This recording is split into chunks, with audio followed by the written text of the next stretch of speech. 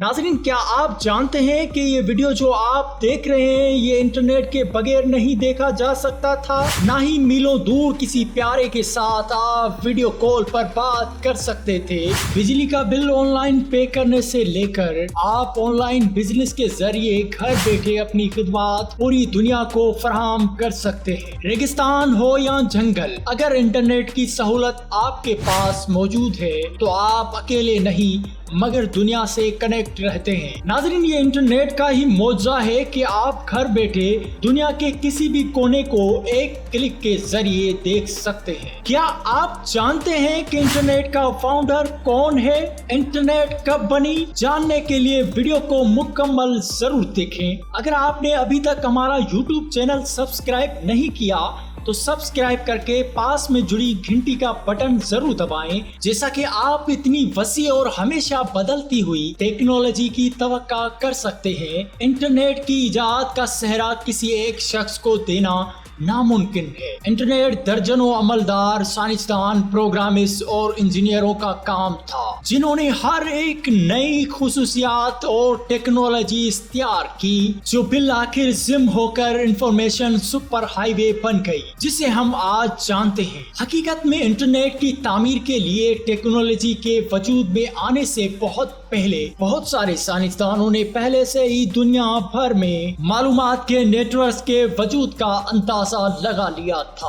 Nicolas Tesla نے 1900 کی دہائی کے اول میں ورڈ وائرلیس سسٹم کے خیال سے کھلواڑ کیا، اور پال اوٹیلیٹ اور ونیول بش جیسے بصیرت مند مفکرین نے 1930 اور 1940 کی دہائی میں کتابوں اور میڈیا کی میکینائزڈ تلاش کے قابل اسٹوریج سسٹم کا تصور کیا۔ پھر بھی انٹرنیٹ کے لیے پہلی عملی تدبیریں 1960 کی MIT کی دہائی کے اول تک نہیں آئی تھی۔ نئے کمپیوٹرز کی GCR لوکیٹر کے خیال کو انٹرگریٹک نیٹورک مقبول بنایا۔ اس کے فوراً بعد کمپیوٹر سائنسدانوں نے پیکٹ سوئچنگ کا تصور تیار کیا، جو الیکٹرانک ڈیٹا کو مؤثر طریقے سے منتقل کرنے کا ایک طریقہ ہے، جو بعد میں انٹرنیٹ کی اہم تعمیراتی بلاک میں سے ایک بن گیا۔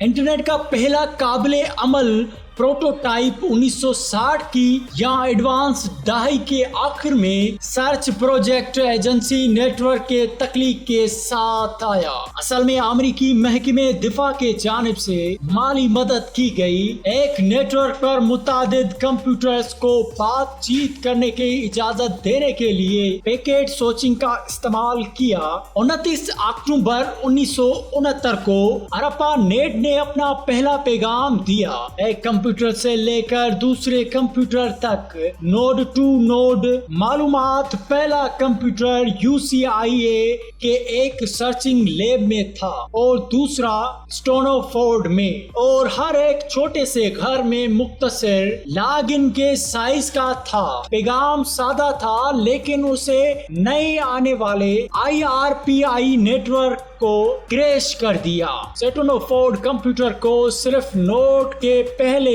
2 حروف موصول ہوئے۔ اس دوران سائنسدان بہت سارے تجربے کرتے رہے۔ 1970 کی دہائی میں مسلسل ٹیکنالوجی میں اضافہ ہوتا رہا، جس نے متعدد نیٹ ورک کے درمیان ڈیٹا کی منتقلی کے لیے معیارات ترتیب کی تھی۔ ارپا نیٹ نے 1 جنوری 1983 کو TCP/IP کو اپنایا، اور وہاں سے محققین نے نیٹ ورک کو اکٹھا کرنا شروع کیا، جو کہ جدید انٹرنیٹ بن گیا۔ اس کے بعد آن لائن دنیا نے 1990 میں ایک زیادہ قابل شناخت شکل اختیار کی، جب کمپیوٹر سائنسدان برنر زیلی نے ورلڈ وائڈ ویب ایجاد کیا۔